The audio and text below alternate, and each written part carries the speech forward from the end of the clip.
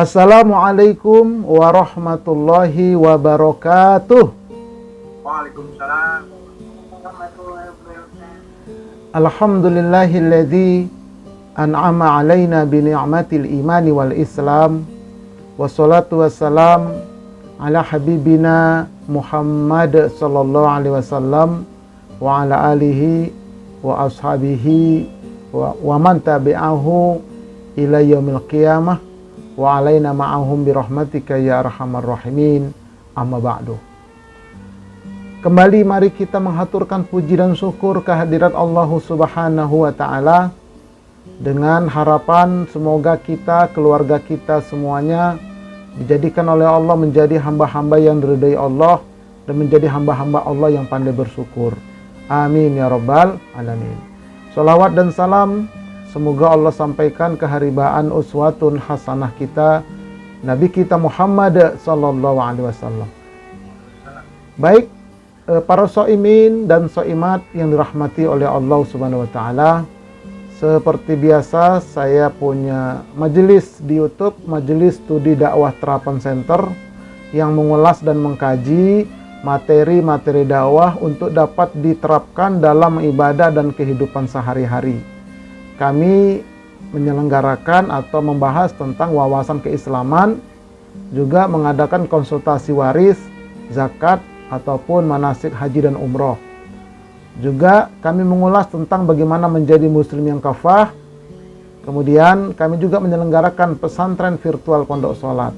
Nah, insyaallah semua itu informasinya bisa dilihat di channel saya Ustadz Arifin Purba Official. Baik, yang saya hormati segenap bapak-bapak haji dokter dan ibu-ibu haji dokter yang tergabung dalam Ikatan Alumni Fakultas Kedokteran Universitas Indonesia Angkatan 1979 atau disingkat dengan ILUNI FKUI 1979. Mudah-mudahan bapak-bapak haji dan ibu-ibu hajah senantiasa dirahmati oleh Allah Subhanahu wa taala. Baik, tanpa memperpanjang kalam, tema kajian yang akan kita bahas pada sore hari menjelang iftar hari ini yaitu hari Jumat, ya. Hari Jumat tanggalnya tanggal 14 Ramadan 1446 Hijriah atau 14 Maret 2025. Apa temanya yang diamanahkan kepada saya atau yang akan kita kaji adalah perbedaan tentang infak, zakat, dan sedekah. Lalu bagaimana pengaruhnya terhadap pembentukan jiwa kita. Ini kita akan ulas lebih mendalam ya, baik dari sisi zohirnya maupun dari sisi batinnya. Karena memang setiap ibadah itu pasti memiliki dua sisi zohir maupun sisi batin. Dan kedua sisi ini harus seiring sejalan agar ibadah kita itu berkualitas dan diterima oleh Allah Subhanahu wa taala. Sebagaimana kan banyak dinyatakan dalam hadis, kam min shaimin laisa lahu min siyamihi ilal ju'. Betapa banyak orang yang puasa Ramadan tidak mendapatkan pahala apa-apa dari puasanya kecuali sekedar menahan lapar. Wa kam min qaimin laisa lahu min qiyamihi ila sahar. Dan betapa banyak orang yang menegakkan salat malam, qiyamul Ramadan atau tahajud, tidak mendapatkan pahala apa-apa dari salat malamnya kecuali hanya begadang. Kenapa? Karena beramal hanya sisi zahir, tidak sampai kepada sisi batinnya. Nah, oleh karena itu kita akan ulas ini, ya, sisi zahir dan sisi batin. Baik. Apa sih perbedaan secara hukum antara infak, zakat, dan sedekah? Hukum dalam arti kata hukum syariat, ya, hukum fikih. Apa sih? Ini beda, tiga-tiganya beda dia. Pertama, secara hukum, infak itu hukumnya wajib mutlak. Wajib mutlak. Ya, tidak ada syarat di sana, mutlak wajib dia. Itu kalau infak. Nah, yang kedua, zakat. Ini dia wajib bersyarat. Ya, ada syaratnya. Ada jumlah hartanya tertentu, nisab namanya. Ada syarat haul namanya dan seterusnya. Jadi dia wajib tapi bersyarat. Sedangkan sedekah ini secara hukum fikih adalah ada yang sifatnya wajib, ada yang sifatnya sunnah. Nah, jadi ini perbedaannya secara hukum syar'i, secara hukum fikih. Kalau infak itu wajib mutlak, kalau zakat itu wajib bersyarat, kalau sedekah itu ada yang wajib dan ada yang sunnah. Baik. Nah, selanjutnya kita lihat banyak orang yang keliru dalam penerapan 3 tadi itu tentang infak, zakat, sedekah. Banyak yang keliru ketika menerapkannya. Nah, kalau keliru nanti tidak bernilai ibadah. Ya, jadi percuma, jadi sia-sia, kan sayang. Apalagi kesadarannya itu begitu sudah sampai di akhirat. Nah, kamu mengamalkan itu mengikuti ilmu siapa, mengikuti tuntunan siapa. Nah, oleh karena itu mari kita lihat ya. Infak. Nah, jadi banyak orang pengertian infak itu adalah uang receh. Uang 1.000, uang 500, uang 2.000 atau 5.000 dimasukkan ke kotak. Wah, itu infak. Itu bukan infak. Ya. Itu lebih kepada sedekah dia. Infak bukan seperti itu. Nah, kemudian ada juga orang yang rajin sekali bersedekah. Apa sedekahnya misalnya? Dia bikin sembako 10 kantong atau 100 kantong atau 1.000 kantong. Rajin dia. Satu kantong harganya 200.000. Kalau 1.000 kantong berarti 10 juta. Kurang lebih. Kemudian dia wajib berwakaf, membangun masjid, membangun pesantren dan sebagainya. Tetapi ketika saya tanya, Bapak sudah bayar zakat, Pak? Nah, apa kata dia? Ustadz, itu sembako saya yang 1.000 kantong, ditambah lagi wakaf saya di berbagai masjid dan pesantren, itu lebih dari zakat Ustadz. Nah, kalau zakat itu kan tertentu. Saya katakan, Pak, zakat hukumnya wajib, sementara sedekah hukumnya sunnah. Mau bergantung di mana yang sunnah itu kalau yang wajib tidak dilaksanakan. Saya bilang begitu. Agak terdiam Bapak tersebut. Saya kasih analogi begini, Bu, saya bilang. Ada orang rajin tahajud jam 2 malam setiap hari. Tetapi sholat subuhnya jam 7 pagi. Kesiangan terus. Rajin tahajud. Bagaimana itu, Ustaz? Ya tidak diterima tahajudnya. Kenapa? Karena sholat subuh itu wajib hukumnya. Sementara sholat tahajud itu sunnah hukumnya. Begitulah tadi dia bikin sembako 1.000 kantong. Dia berwakaf, bangun masjid dan pesantren. Tapi dia tidak menunaikan zakat, terutama zakat mal secara benar. Nggak dia tunaikan zakat mal secara benar. Nah, maka nanti akan menjadi sia-sialah. Sodakohnya itu, sembakonya itu kan sayang. Nah, ini kekeliruannya. Mungkin karena ketidaktahuan atau karena tidak mau tahu, walau a'lam. Nah, makanya kita mengkaji coba. Baik. Nah, sekarang pengertian masing-masing. Apa sih itu infak? Apa itu isu zakat? Apa itu sedekah? Infak, ini kita lihat. Infak itu artinya menafkahi. Makanya nafaqah, nafkah, infak.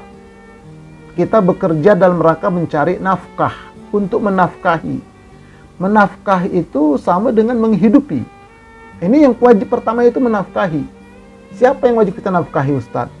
Yaitu pertama diri kita dan keluarga kita. Nah, itu wajib kita kasih nafkah itu. Ya, jadi kalau kita bekerja dapat gaji itu bayar kasih nafkah dulu. Ya, kita kasih nafkah dulu keluarga kita. Kemudian untuk nafkah anak yatim. Jadi anak yatim itu jangan dikasih zakat, tapi diberi nafkah sebagaimana kita menafkahi anak kita sendiri. Yang ketiga, nafkah atau infak dakwah. Nah, inilah yang pertama kita lakukan dari harta kita. Nah, setelah ini kita lakukan, ada sisanya cukup haul nisab, baru nanti kita berzakat.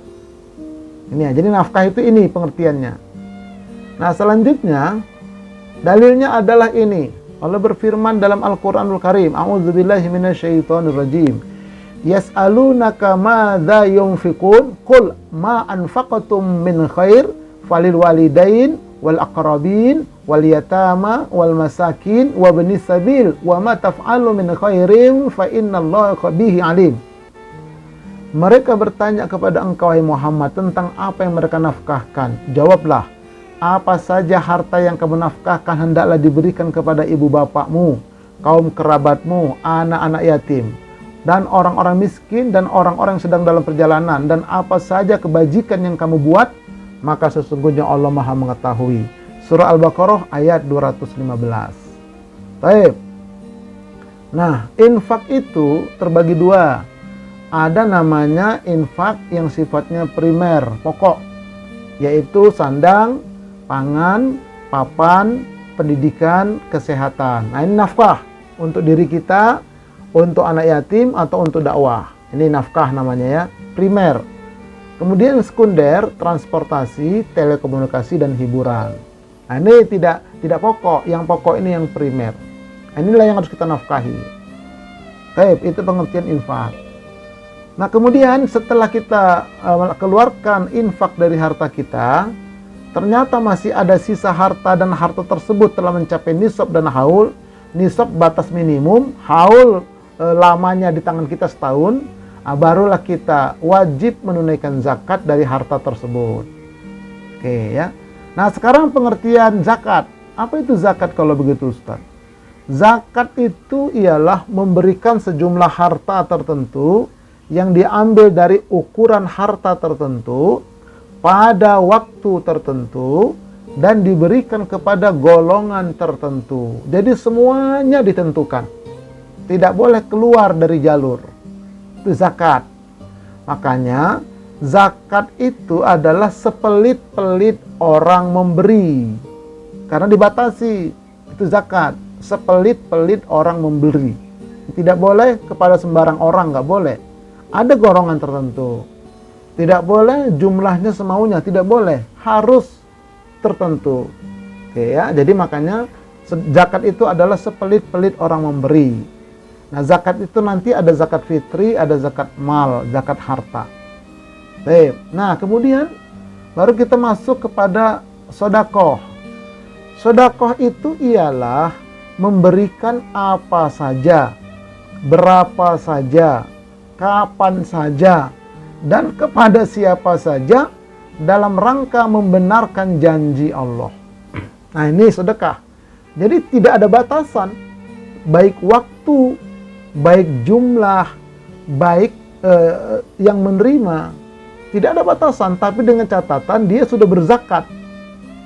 Kalau nggak mampu, ya sudah, dari infak lompat langsung sedekah.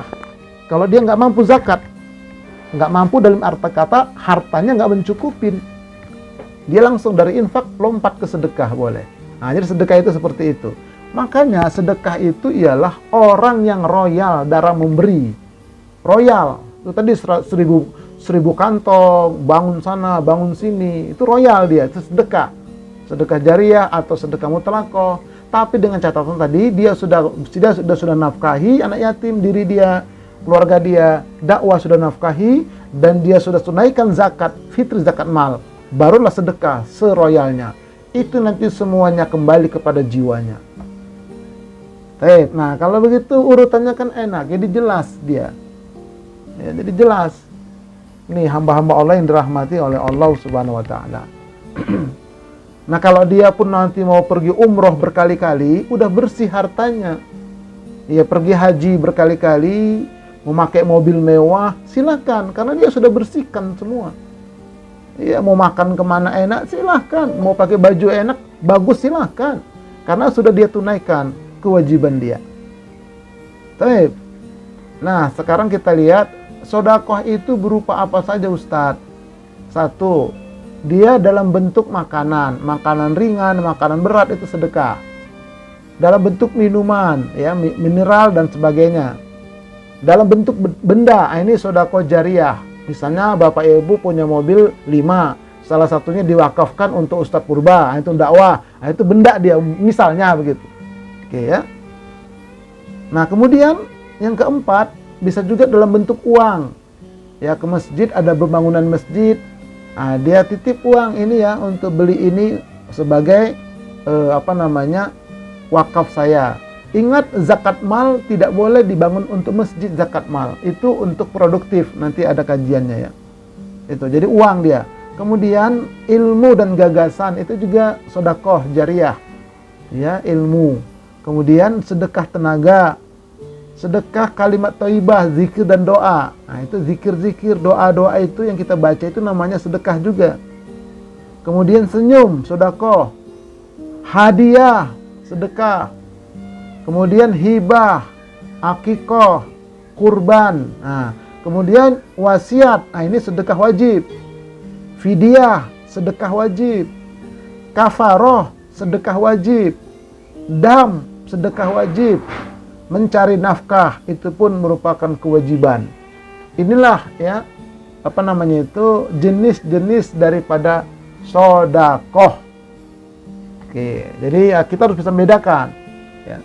Ini sedekah. Baik, selanjutnya pengaruh infak, zakat, sedekah dalam pembentukan jiwa kita. Nah, kita masuk sekarang ke dalam nih.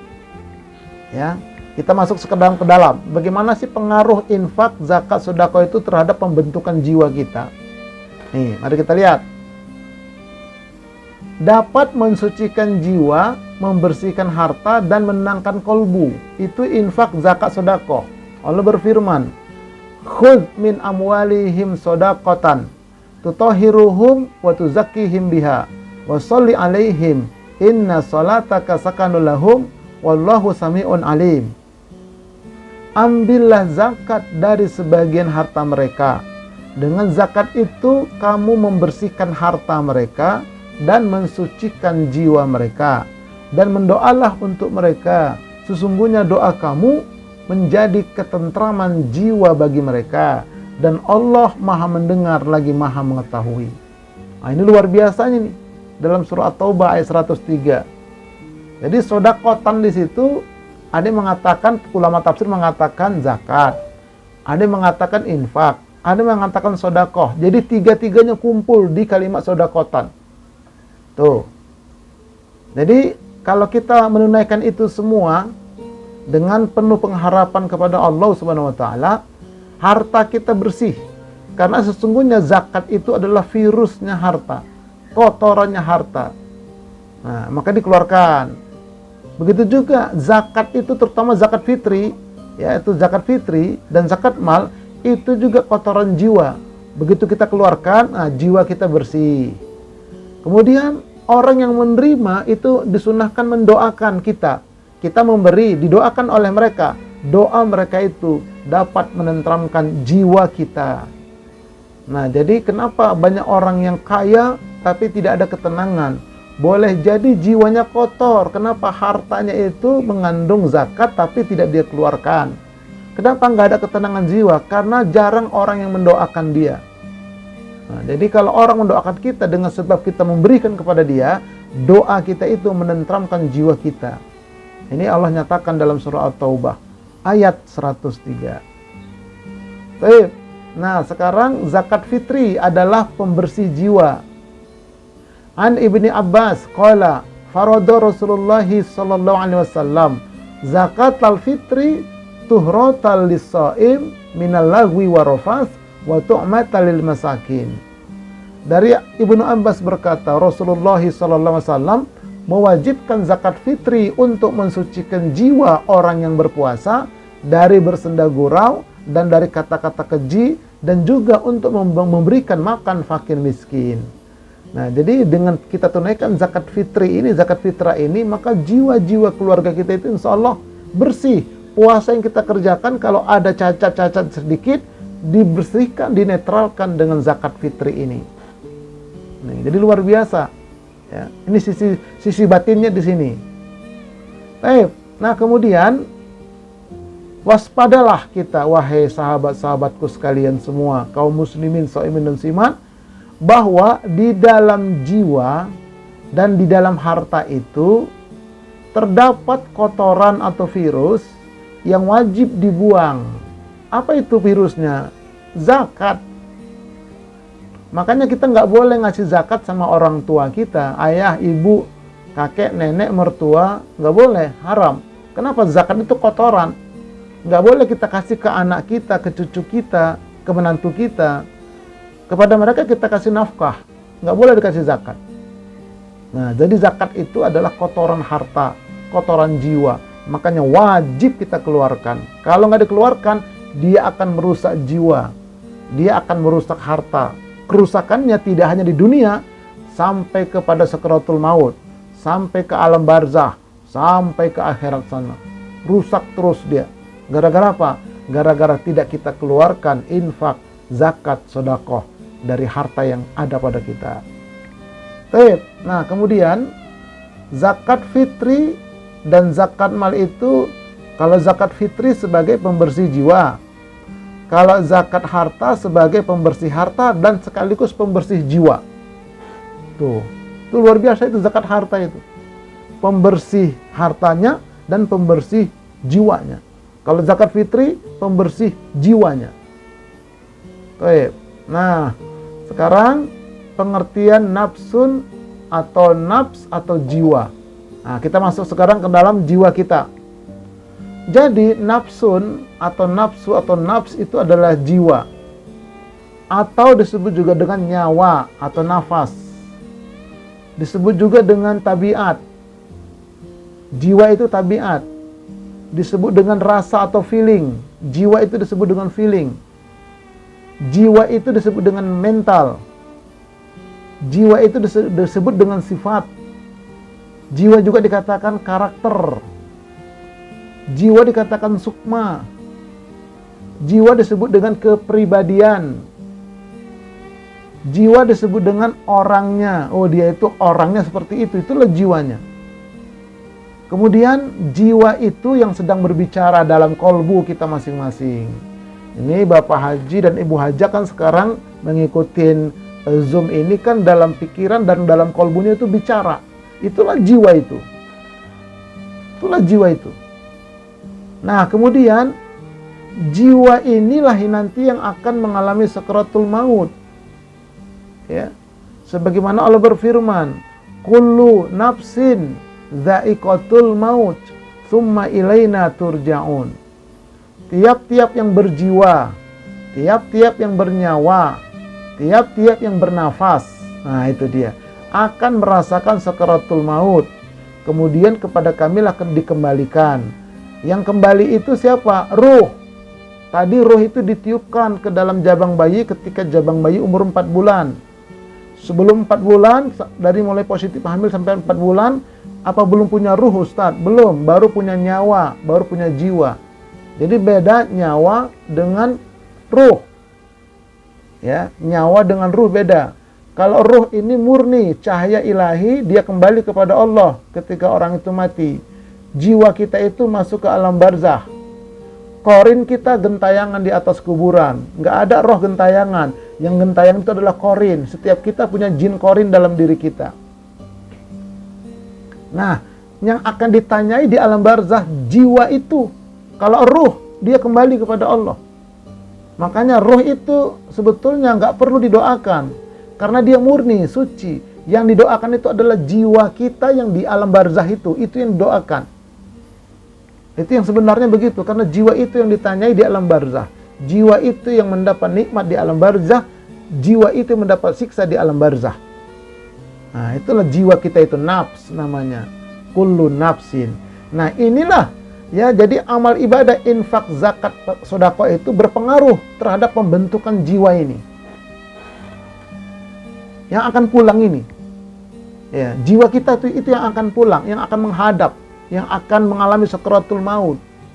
Apakah sakaratul maut kita nanti husnul khotimah atau su'ul khotimah, tergantung bentuk dari jiwa kita, kualitas daripada jiwa kita. Nah, ini penting sekali ini. Oke. Jadi nafsun atau jiwa itu dia dalam kolbu diapit antara buruk dan baik. Tuh, jadi kolbu kita itu secara gaib 3 lapis, 3 kamar. Ada kamar luar nomor 1, kamar 2 yang di tengah, kamar 3 paling dalam. Nah, yang di kamar luar itu isinya fujur, keburukan-keburukan, kegelapan-kegelapan, setan, sifat-sifat buruk, dosa-dosa, jin korin, semuanya ngumpul di sudur, di luar. Nah, kemudian lapisan paling dalam, di sana ada takwa, ada kebaikan, ada cahaya atau terang, ada sifat-sifat baik, ada takwa, ada malaikat, ada ruh. Itu di dalam. Nah, jiwa kita di tengah-tengah. Tuh, jiwa kita di tengah-tengah. Makanya setan itu kerjaannya alladzi yuwaswisu fi sudurin nas. Dia selalu memberikan was-was, bisikan-bisikan kepada jiwa manusia. Dia bawalah sifat-sifat buruk, dia bawalah ego, dia bawalah hawa. Nah, kemudian dia masukkan ke dalam jiwa, akhirnya jiwanya terkontaminasi. Maka jiwanya menjadi buruk. Tapi kalau di jiwa ini selalu bermain dengan kebaikan yang ada di dalam kolbunya itu, nah dia beramal kebaikan, berinfak, berzakat, bersedekah, ibadah-ibadah, nah itu nanti akan membentuk jiwanya menjadi jiwa yang baik. Ini yang Allah berfirman dalam Al-Quranul Karim. Wa nafsi wa ma sawwaha fa'alhamaha fujuraha wa taqwaha qad aflaha man zakkaha wa qad khaba man dassaha. Demi jiwa serta penyempurnaan ciptaan jiwa itu. Kemudian Allah mengilhamkan kepada jiwa itu jalan keburukan. Itulah yang ada di kamar 1. Dan jalan ketakwaan. Itulah yang ada di kamar 3. Sesungguhnya beruntunglah orang-orang yang mensucikan jiwa itu. Dan sesungguhnya merugilah orang-orang yang mengotori jiwa itu. Oke, jadi kalau jiwanya sering main keluar ke kamar 1, jiwanya akan kotor. Tapi kalau jiwa kita tuh sering main ke kamar 3, kamar dalam, jiwanya akan bersih. Beruntunglah dia. Nah, makanya ibadah, semua ibadah kita ini adalah untuk pensucian jiwa, pembentukan jiwa menjadi jiwa yang baik, jiwa yang beriman, jiwa yang bertakwa. Oke, baik. Nah, itu ya, gambaran seperti itu berdasarkan firman Allah surah Asy-Syams ayat 7 sampai 10. Baik. Nah, sekarang kita lihat. Inilah yang mengotori jiwa yang harus disucikan. Ya. Nih. Jadi di sudur itu, di lapisan kolbu paling luar ada setan di sana. Ada hawa. Hawa itu makan banyak. Nggak peduli halal haram. Itu namanya hawa. Di sana ada sifat binatang, sifat kebinatangan. Ya, sifat kebinatangan ada di sana. Ada cinta duniawi, hubbud dunia. Itu dibawa setan semua sebagai alat dia untuk menggoda jiwa, mengotori jiwa. Ada bintik-bintik hitam akibat dosa. Itu disudur. Satu kali kita berbuat dosa dengan tangan kita, Allah jadikan 1 titik hitam di sudurnya. 2 dosa, 2 titik hitam. 1000 dosa, maka kolbunya itu hitam, sudurnya hitam. Lama-lama rembes, menetes, masuk ke jiwa dia. Maka jiwanya pun hitam. Makanya kalau sudurnya bersih, dengan puasa, dengan infak dan sedekah, ini bercahaya semua wajah kita. Coba tengok itu mereka yang koruptor, mereka yang tukang-tukang copet. Wah, itu apalagi orang Batak tukang copet sama orang Batak sudah Islam itu dari wajah. Kalau yang tukang copet wajahnya itu jelek, kenapa? Pancaran jiwanya. Tapi kalau orang Batak yang sudah Islam, itu wajahnya bercahaya. Contohnya banyaklah misalnya gitu. Jadi sana itu ada sifat-sifat buruk. Ya, iri, dengki, tamak, rakus, riya, ujub, takabur, ego, dan semuanya itu ada di sudur, dibawa oleh setan sebagai senjata untuk mengotori jiwa. Ada jin korin. Nah, semuanya itu wajib kita bersihkan dari jiwa kita. Ya, jangan sampai mengotori, jangan sampai dia berlama-lama dalam jiwa, yang akhirnya nanti jiwa ini sakratul maut. Nah, jadi sekali lagi, infak, zakat, sedekah nanti akan membentuk jiwa kita. Akan bagaimana jiwa kita? Itu ada 7 tingkat. Kita lihat ya, ada di tingkat mana jiwa kita nanti. Nih, ada di level manakah jiwa kita? Makanya kita bentuk ini. Ada yang paling rendah namanya jiwanya amarah. Nomor 6 jiwanya mulhamah. Nomor 5 jiwanya lawamah. Nomor 4 jiwanya mutmainnah. Jadi mutmainnah bukan paling bagus, dia peringkat keempat. Peringkat ketiga jiwa rodiyah. Peringkat kedua jiwa mardiyah. Peringkat paling tinggi jiwa kamilah. Nah, ini 7 tingkat nafsu atau jiwa. Jadi nafsun itu jiwa. Oke, coba kita lihat satu-satu. Nanti bisa kita lihat sudah terbentuk di mana jiwa kita. Nah, jiwa amarah dalilnya ini. Innan nafsa la amaratum bisu. Sesungguhnya nafsu itu, jiwa itu adalah selalu menyuruh kepada kejahatan. Nafs. Ini sejarah Nabi Yusuf ketika digoda oleh Zulaikha. Kata Nabi Yusuf, kalaulah jiwaku itu tidak dikasih rahmat oleh Tuhanku, pasti aku sudah tergoda oleh Zulaikha. Karena sesungguhnya jiwa itu selalu menyuruh kepada kejahatan. Jadi jiwa amarah, suka marah-marah, emosional, memperturutkan hawa, tidak peduli halal haram. Nah itu, semua keburukan-keburukan yang dilakukan itu adalah dorongan dari jiwa amarah. Oke, jiwa amarah ini nggak mau dengarkan tausiah dia. Itu jiwanya amarah. Nah, termasuk ya, saya ustadz, tapi saya masih suka ahli hisab. Berarti jiwa saya masih amarah. Nah, hati-hati, jangan mengambil ilmu dari mereka. Kenapa? Dia sendiri nggak bisa mengendalikan jiwanya. Bagaimana bisa mengajak orang lain untuk bisa mengendalikan jiwa atau nafsu? Nah, itu jiwa amarah namanya. Kalau nggak bertaubat sampai mati, dipastikan matinya su'ul khotimah. Ngeri sekali. Nah, naik ke atas jiwa mulhamah. Fa'alhamaha fujuraha wa taqwaha. Kemudian Allah mengilhamkan kepada jiwa itu jalan kebaikan dan jalan ketakwaan. Artinya jiwa mulhamah itu jiwa yang memiliki dua sisi, dua muka. Terkadang dia berbuat baik, terkadang berbuat jahat. Atau jiwa yang bimbang. Misalnya saya bekerja di satu instansi. Bidang saya itu menerima karyawan. Karyawan ini mau diterima atau tidak diterima tergantung saya. Lalu datanglah salah seorang, Pak Purba, saya mau jadi karyawan dong, boleh, mana berkasnya ini? Oh iya Pak Purba, ini ada sedikit, ini diselipkanlah amplop di bawah meja. Nah itu jiwa saya bertanya, saya ambil atau enggak ya? Kalau saya ambil hukumnya, wah bahaya ini. Tapi kalau enggak saya ambil, sayang nih. Nah itu, jadi bimbang dia, itu namanya mulhamah. Meskipun nanti diambil juga sama dia pada akhirnya. Kalau amarah, dia nggak ada bimbangnya. Langsung aja main sikat. Bahkan dia nanya, ada lagi nggak? Itu amarah. Amarah dia. Kalau mulhamah, masih berpikir dia. Oke, coba kita renung-renungkan di mana jiwa kita. Ya, naik ke atasnya lagi. Jiwa lawamah, tadi mulhamah, sekarang lawamah. Dalilnya ini, wala uqsimu bin nafsil lawamah. Artinya, dan aku bersumpah dengan jiwa yang amat menyesali dirinya. Nah ini, jadi lawamah ini jiwa yang sudah menyesal dia. Misalnya tadi mulhamah, dia ambil uang suap tadi. Kemudian udah diambil sehari, 2 hari, 3 hari, sebulan, dia menyesal.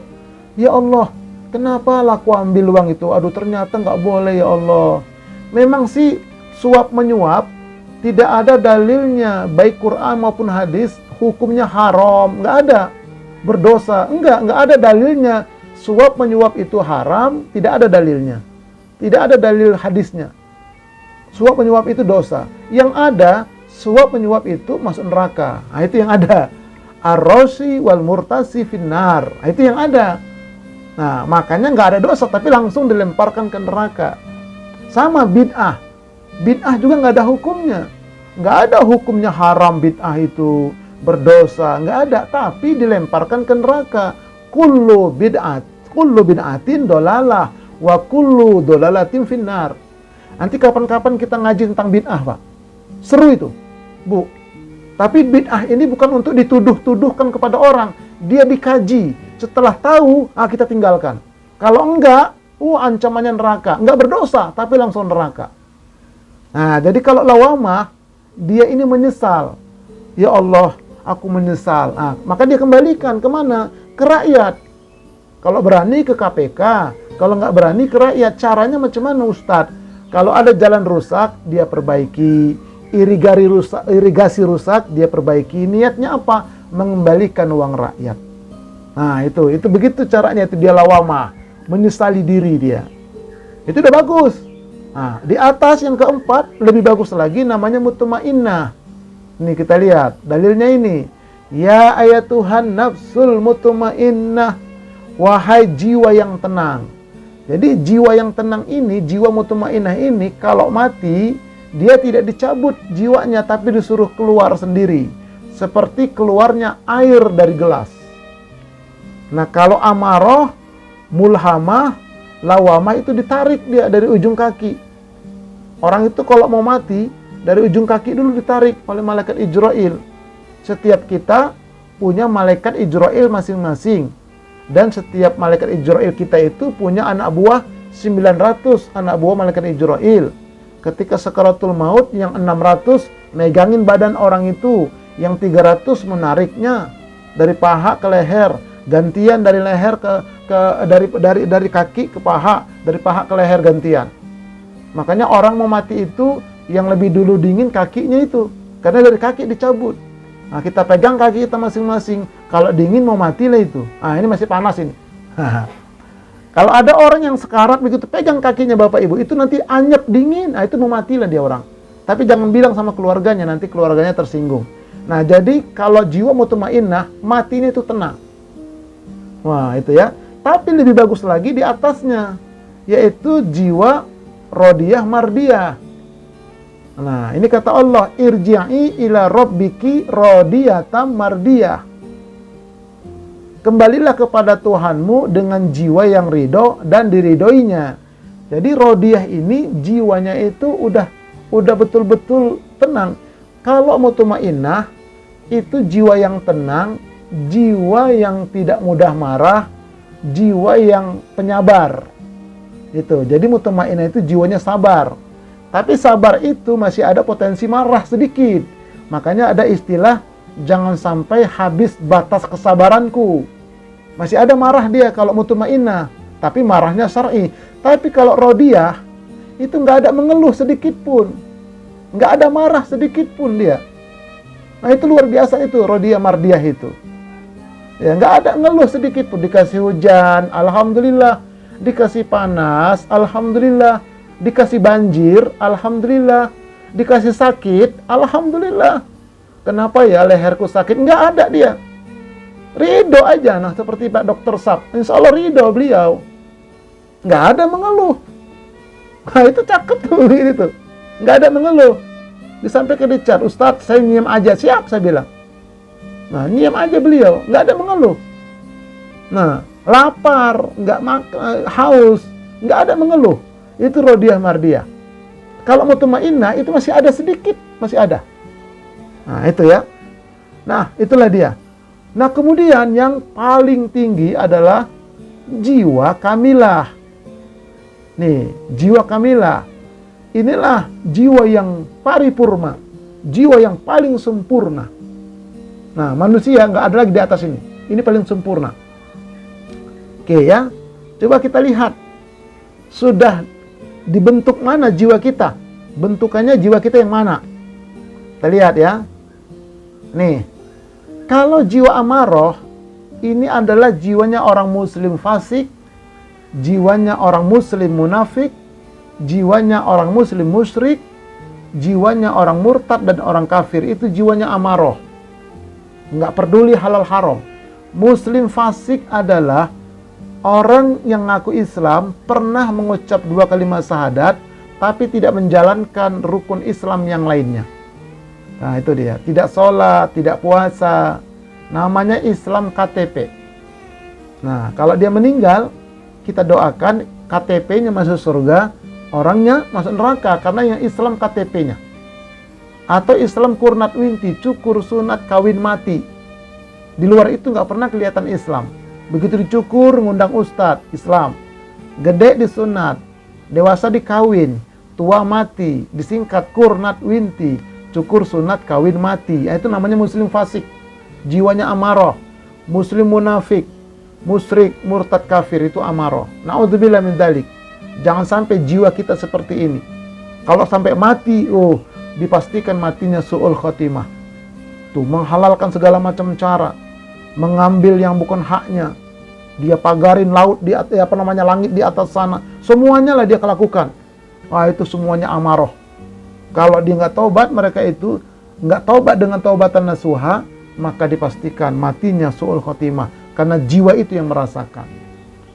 Nah kemudian kalau mulhamah, ini jiwanya orang muslim kebanyakan. Jadi orang muslim itu terkadang dia baik jiwanya, terkadang jelek, tergantung situasi. Lagi di masjid, lagi majelis taklim, nah dia baik. Nah, tapi di luar sana dia lain lagi. Nah, itu namanya mulhamah. Terkadang baik, terkadang jelek. Itulah muslim kebanyakan. Ustadz yang nomor 6 ini kayaknya saya banget deh. Ya terserah. Tapi kalau bisa dirubah, naik kita ke nomor 5. Yaitu jiwa mulhamah. Jiwa lawamah. Inilah jiwanya orang mukmin. Jadi orang mukmin itu orang yang jiwanya selalu menyesali diri, selalu menyadari diri, selalu bertaubat. Nah, mudah menerima nasihat, mau mendengarkan tausiah, suka kepada tausiah pengajian-pengajian. Itu jiwanya lawamah, itulah orang mukmin. Tuh, orang mukmin tuh kalau dia puasa, naik dia jadi mutmainnah nanti. Kalau dia berinfak, berzakat, sedekah, naik nanti jiwanya menjadi jiwa yang mutmainnah. Inilah jiwanya orang muttaqin. Jiwa orang bertakwa. Coba kita rasa-rasakan dah. Kita rasa-rasakan ya. Tuh, oke. Nah, kalau Rodiyah Mardiyah, ini jiwanya para wali-wali Allah. Nah, begini Bapak Haji dan Ibu Hajah. Kalau kita mendengar kata-kata wali Allah, jangan terbayang dalam benak kita, oh, wali itu berarti yang bisa terbang ya. Bukan itu patokan. Kalau patokan bisa terbang, masih lebih hebat burung dara. Nah itu. Jadi wali Allah itu bukan yang bisa berjalan di atas air. Bukan. Kalau itu patokannya, masih lebih hebat soang, angsa. Jadi wali Allah itu adalah jiwa yang sudah ridho. Nggak ada mengeluh sedikit pun. Ya Allah, ini penting ini penting ini. Ini Rodiyah ini penting sekali. Makanya kita berlatih, yuk coba kita lihat. Nah, ini insya Allah saya sedang berlatih ke Rodiyah ini, Pak, Bu. Berlatih saya di sini. Cara berlatihnya kami para ustadz ini kan begini. Ya luar biasa Bapak Ibu jamaah semua. Sangat luar biasa perhatian sama dakwah. Setiap ustadz memberikan tausiah itu pasti diberikan infak dakwah. Mudah-mudahan itu infak dakwah itu betul-betul membentuk jiwa-jiwa Bapak Ibu semua menjadi jiwa yang mutmainnah bahkan kepada Rodiyah. Itu kami doakan dah. Cuman masalahnya kami ustadz ini kadang-kadang ya di dalam menerima amplop itu, disitulah jiwa itu bermain. Di situ bermain, Pak. Makanya saya pribadi kalau dia berupa amplop, nggak pernah saya buka itu. Saya kasih ke istri saya.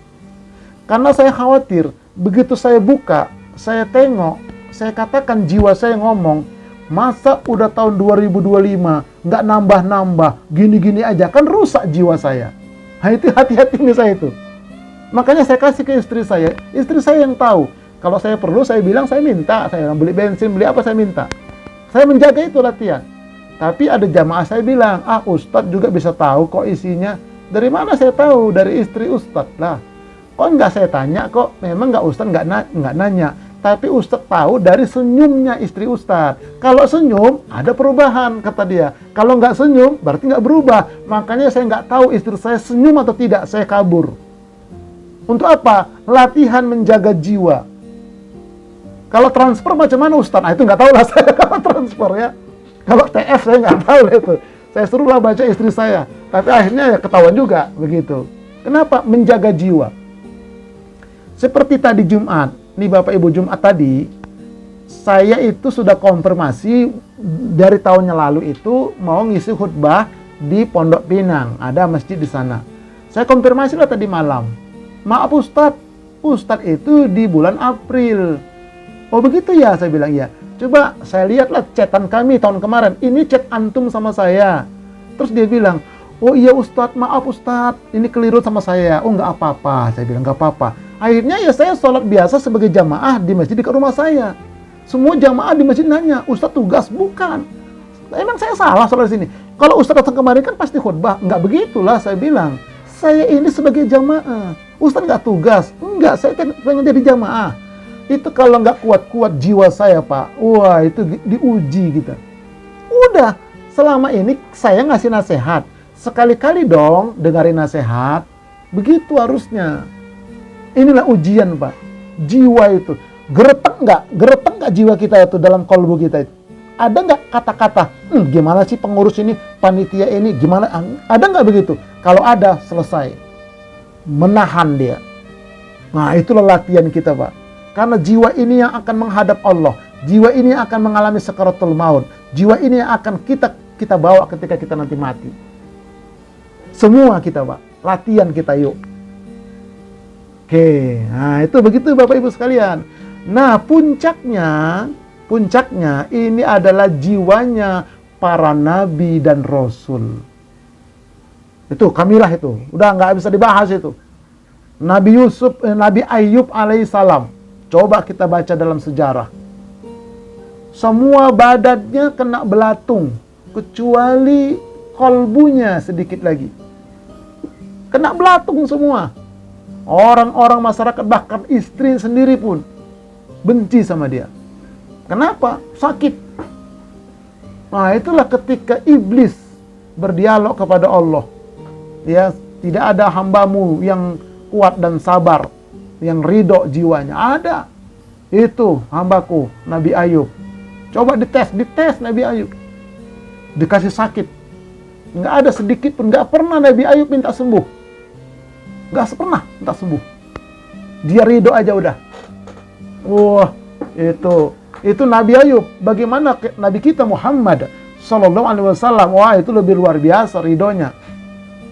Kita kan sudah pernah dengar dalam sejarahnya itu ketika di Mekah, Abu Jahal khusus membayar orang untuk meludahi Nabi dari atas loteng. Kau ludahi ya Muhammad itu, ini duitnya. Terus sampai sepuas kamu tiap hari. Setiap Nabi Muhammad lewat, dia cuman di situ aja dia kerja tiap hari, duduk nongkrong aja.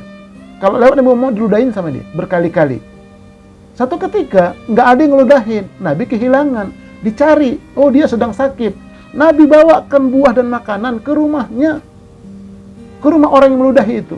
Sampai-sampai orang Yahudi itu dia pun menyerah sama Rasulullah. Orang yang menyuruh aku aja belum melihat aku sakit. Engkau yang keludahi, engkau duluan datang, masuk Islam dia. Gara-gara apa? Akhlak yang mulia. Akhlak yang mulia itu cerminan dari jiwa yang kamilah. Jadi akhlak kita ini, jiwa kita ini yang mendorong dia. Sumbernya di jiwa. Begitulah Rasulullah sampai di Madinah. Di Madinah pun beliau Rasulullah SAW mendatangi seorang Yahudi buta, pengemis di pinggiran kota Madinah. Disuapin setiap hari. Disuapin. Sampai-sampai orang buta itu bilang, kabarnya di Madinah ini ada nabi baru ya. Begitulah kata Rasul. Tapi Rasul nggak buka rahasia diri dia. Nah, sebagusnya, seyogyanya, beliau itulah yang menjadi, engkau lah yang menjadi beliau. Karena engkau ini baik sekali menyuapin aku buta, aku orang Yahudi katanya. Nah, Nabi Muhammad diam aja. Enggak berapa lama Rasulullah pun meninggal. Kehilanganlah dia. Datanglah Abu Bakar, ya, menanya kepada Aisyah, ada amalan Rasulullah yang belum kuamalkan? Ada ayah. Yang benar. Nah, di sana ada seorang buta. Suamiku Rasulullah selalu ngasih makan. Datang Abu Bakar ngasih makan. Siapa kamu? Yang biasa ngasih kamu? Oh, bukan. Dari wangi tubuhnya bukan, rasanya bukan, cara menyuapkannya bukan, suaranya bukan. Akhirnya Abu Bakar menyerah. Ya, memang bukan saya. Lalu mana yang sering menyuap saya? Dia sudah meninggal. Dialah seharusnya Nabi itu. Justru dia itulah Nabi, kata Abu Bakar. Menangis orang Yahudi ini. Sampai begitu jiwanya Nabi itu, sempurnanya. Oh, luar biasa. Makanya Rasulullah itu adalah makhluk yang paling sempurna. Kenapa? Jiwanya paling sempurna. Pantas kalau beliau itu diutus untuk memperbaiki akhlak. Dengan cara kita perbaiki jiwa kita. Nah, inilah Bapak Ibu sekalian ya. Jadi inilah ya tingkatan-tingkatan jiwa manusia. Kembali kepada kita ya, ada di mana jiwa kita. Nah, terkait dengan infak, zakat, sedekah, ya, kewajiban kita di dunia ini adalah membersihkan jiwa agar mata jiwa kita tidak buta di akhirat. Karena Allah berfirman, "Wa man kana fi hadhihi a'ma, fa huwa fil akhirati a'ma wa adallu sabila." Dan siapa yang buta jiwanya di dunia ini, niscaya di akhirat kelak ia akan menjadi buta mata zahirnya dan ia tersesat jalan dari di akhirat. Jadi padang mahsyar nanti tidak ada perempatan lampu merah, tidak ada halte, padang mahsyar begitu. Nah, udah itu dia buta.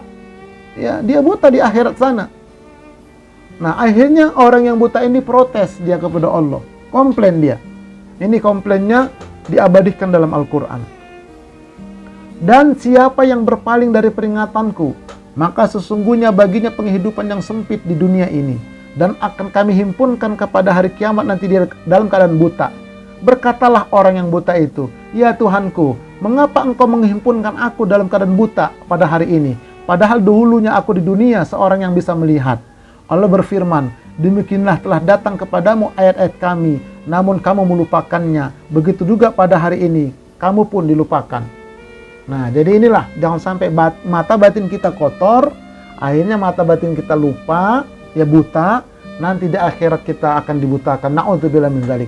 Makanya wajib kita membersihkan dan memelekkan mata batin kita, yaitu jiwa kita itu.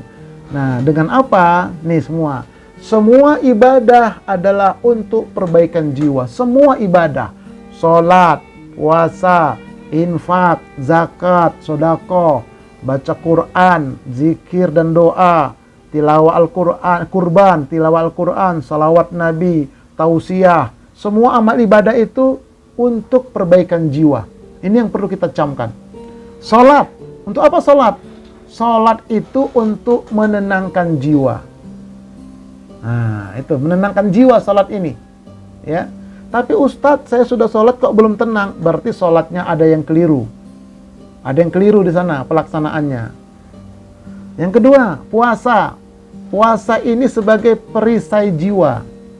Perisai itu tameng, pembungkus. Nah, kalau puasanya betul-betul dijiwai. Kemudian infak, zakat, sedekah. Yang tema kita hari ini adalah sebagai mensucikan jiwa. Jadi jiwa kita yang ada kotoran itu disucikan dengan infak, dengan zakat, dengan sedekah. Nah, kemudian kurban ini membaguskan jiwa. Tuh kurban itu. Zikir doa itu menajamkan jiwa. Jadi kalau orang yang rajin berzikir, rajin berdoa, itu jiwanya tajam, feelingnya tajam. Iya, feelingnya tajam dia. Batinnya tajam. Bagi orang-orang yang rajin dia berzikir pagi petang, berzikir setelah sholat, atau zikir-zikir yang lainnya, dan dia selalu berdoa, nah itu maka jiwanya tajam. Oke, tilawah Al-Quran, salawat Nabi, ini ya bisa menjadikan jiwa muslim itu jiwa yang sensitif. Jiwa yang sensitif. Ya, sensitif itu arti kata sensitif kepada kebaikan. Adapun tausiah ini adalah untuk mencerahkan jiwa. Nah, jadi tausiah kita ini setiap tausiah, tapi tausiahnya betul-betul yang berangkat dari jiwa ya. Tausiah yang betul-betul dia ilmunya ilmu rohani, ini bisa mencerahkan jiwa. Jiwa kita tercerahkan, pikiran kita tercerahkan dengan apa? Dengan seringnya kita mengadakan atau mengikuti tausiah. Nah, inilah ya terkait dengan infak, zakat, sedekah itu dapat membentuk jiwa. Nah, pada akhirnya diakumulasi semua ini, nanti jiwanya menjadi jiwa mutmainnah, syukur-syukur bisa menjadi jiwa radiyah mardiyah. Itu harapan kita. Jangan lagi amarah, jangan lagi mulhamah. Ya, setidak-tidaknya lawamah, mutmainnah, radiyah. Lawamah itu orang yang selalu bertaubat, menyesal. Kemudian mutmainnah itu jiwa yang tenang, tidak gerusak-gerusuk, tidak mudah marah. Radiyah itu jiwa yang betul-betul ridho. Tidak ada sedikit pun marahnya. Kenapa? karena semua itu dia sadari datangnya dari Allah. Oke, nah makanya sekali lagi jiwa inilah yang akan mati nanti. Kullu nafsin za'iqatul maut, tsumma ilaina turja'un. Setiap yang berjiwa, yang bernyawa pasti akan merasakan sakaratul maut. Kemudian kepada kamilah kamu dikembalikan. Nah, jadi kita akan mengalami sakaratul maut, menghadap Allah dulu. Nanti kan ketika orang itu mati dibawalah menghadap Allah, ditanya, "Hei jiwa, dulu kamu datang ke dunia dalam keadaan fitrah. Kenapa kau pulang sekarang kotor? Apa aja kerjaanmu di dunia?" Kata ruh mengatakan, dia selalu mengikuti hawanya, selalu mengikuti korinnya, selalu mengikuti setan. Dia jarang silaturahim sama aku, sama ruhaninya. Nah, makanya kata Allah, sudah kembalikan dia ke alam barzahnya. Itu yang akan ditanya nanti semua, jiwa kita ini. Oke. Wallahu a'lam bishawab. Mudah-mudahan bermanfaat. Kita lanjutkan dengan tanya jawab. Sebelumnya saya ucapkan dulu Assalamualaikum warahmatullahi wabarakatuh.